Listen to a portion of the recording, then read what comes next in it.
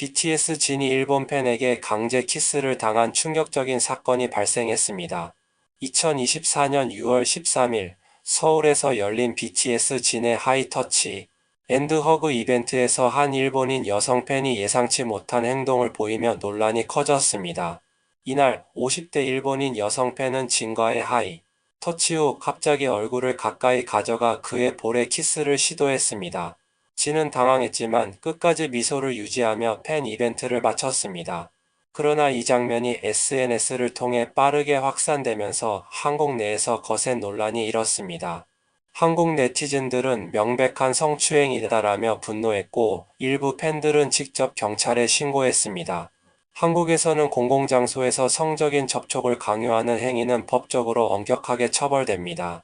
그리고 이번 사건 역시 공공장소 강제추행 혐의로 경찰이 수사에 착수하게 되었습니다.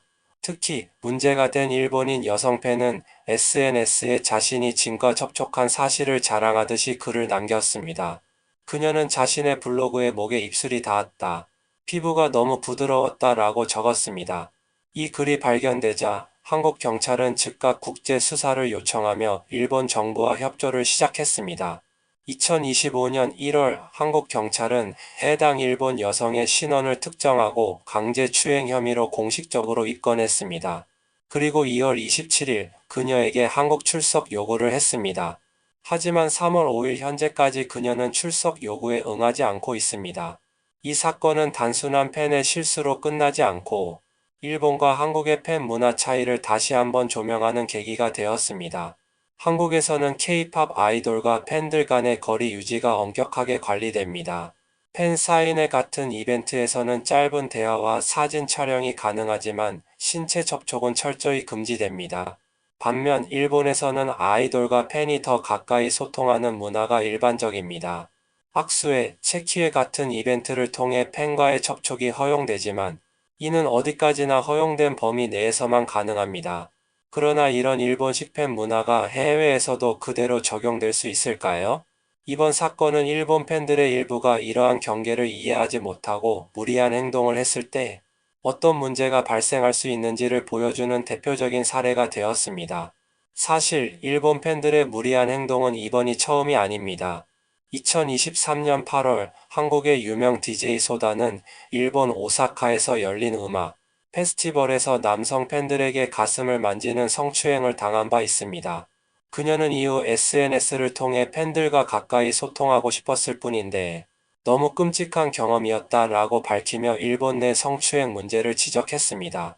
이처럼 일부 일본 팬들의 과한 팬심은 단순한 열정이 아니라 스타들에게 심각한 피해를 주는 폭력으로 변할 수도 있습니다.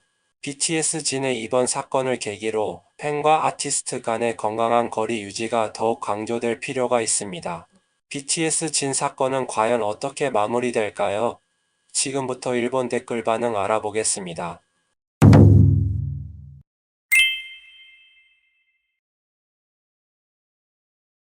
진군의 강한 요청으로 열린 포옹회지만 그 외의 접촉 이벤트도 전부 CD를 많이 산 사람이 유리한 구조죠.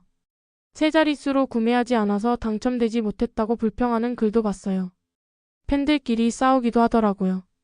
당첨된 사람들은 여러 번 당첨되기도 하고 큰 돈을 쓸 수 없는 저는 부러워서 큰손 VIP 접대라고 생각해야만 버틸 때도 있습니다.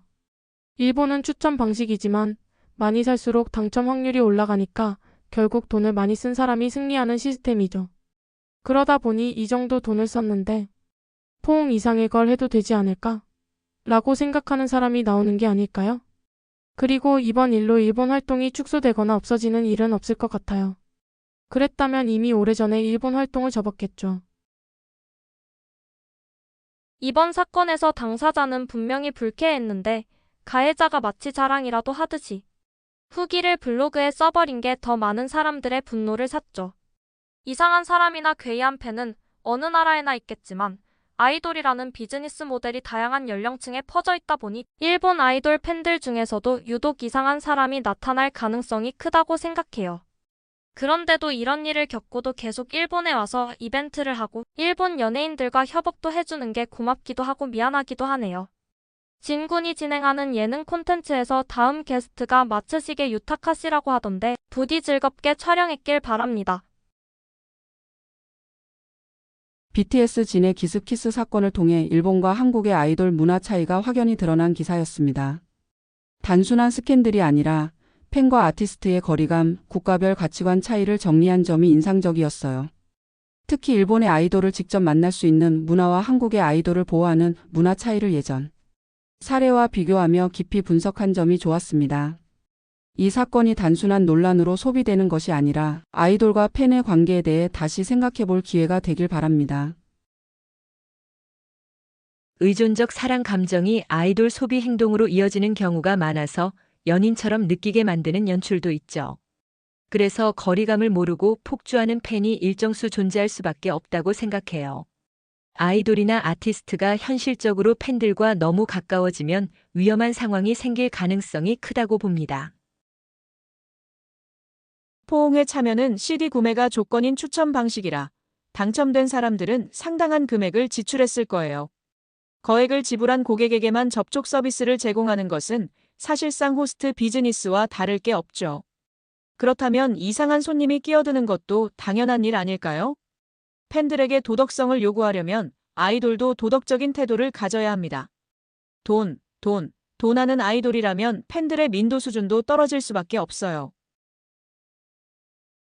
남성과 여성이 포옹을 한다는 점에서 남녀 모두 같은 행위지만 남성 아이돌은 이를 이벤트화하고 여성 아이돌은 절대 이벤트화하지 않죠.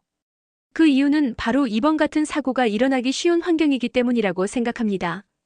규칙을 어기고 키스한 여성 팬은 말할 것도 없지만 근본적으로 포옹회라는 이벤트 자체가 저급하다고 느껴지는 건 저뿐인가요? 이런 이벤트를 하면 이상한 사람들이 올 거라는 걸 예상하지 못했을까요? 아마도 이상한 팬들이 올 것이라는 걸 알면서도 이런 사건조차도 홍보수단으로 활용하려는 것이 아닐까요?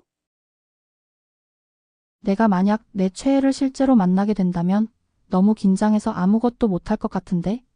하지만 반대로 지금 아니면 안 돼? 라고 생각하는 사람도 있는 것 같네요.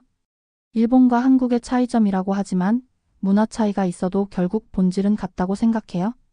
왜냐하면 한국에도 사생사적인 스토킹 문제가 있잖아요.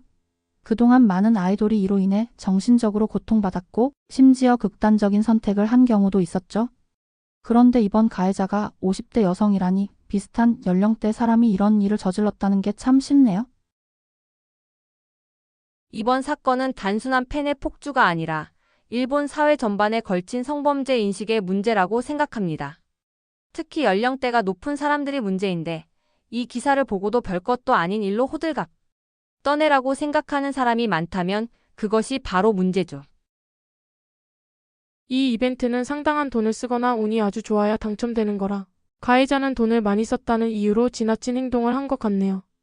예의 없는 행동을 한 건 파자마 차림의 여성과 근육질 여성 2명이었는데 두 사람 다 일본 팬클럽 회원이고 두 사람 다 체포됐을까요? 참으로 부끄러운 일입니다. 지금까지 기사와 댓글을 보았습니다. 여러분은 어떻게